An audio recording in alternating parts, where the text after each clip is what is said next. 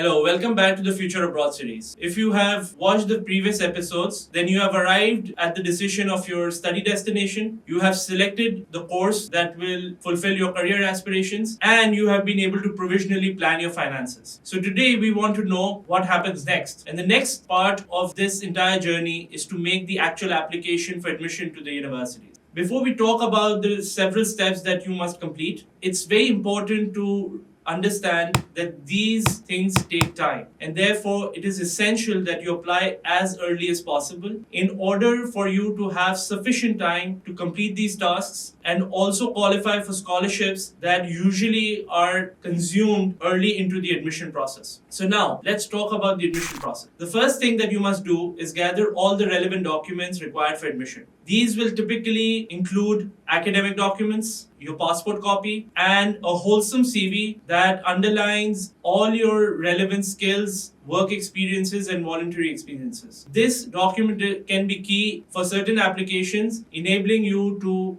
secure admissions in courses that you may not directly qualify for. Once you have gathered all your documents, you must submit them to the university through various channels as mandated by the university, and then wait for the university to process your application, which for some universities can be a matter of days, while for others it can take several weeks. So once a university has made a decision on your application, they will let you know, and they will choose to impose three fundamental conditions on your admission: academics, language, and minimum financial deposit. When we talk about academics, it generally means that you must have the necessary qualifications in place in order to qualify for the course that you've applied for. For example, if you've applied for a master's course, you must have completed a bachelor's degree or equivalent with the minimum score as mandated by the university. Similarly, you must meet the language requirements. Generally, for English-speaking countries, this would mean that you must be able to demonstrate that you have the required English proficiency, and this can be demonstrated by various means, which we shall discuss in a different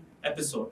The final condition that the university will impose is that you must make a minimum deposit towards your tuition fee in order to secure your admission with them. Once you have fulfilled all the conditions of your offer, the university will then issue you an unconditional offer, enabling you to request the necessary visa letter for that study destination and make the necessary visa application. The visa application in itself is a very important aspect of your study journey and requires that you must comply in totality with all the necessary requirements for that study destination, which we hope to discuss in a different episode. Once you have completed all these necessary steps, you will then obviously be able to proceed to your study destination and start your course of study. A couple of elements that you must also be mindful of is the arrival cost, or what to expect when you arrive in the country of your choosing, and the accommodation that you will need to secure in order to live while you study. In conclusion, it is very important to reiterate that this entire process can take several weeks, and therefore it is very, very important to start this application process as early as you can. Hopefully, this provides you a clear overview of the admission process. For more details, you must speak to people who have already done this, or speak to experts who are able to clearly help you identify the necessary requirements through this entire process. We hope to see you in the next episode, where we will be discussing the various aspects related to accommodation.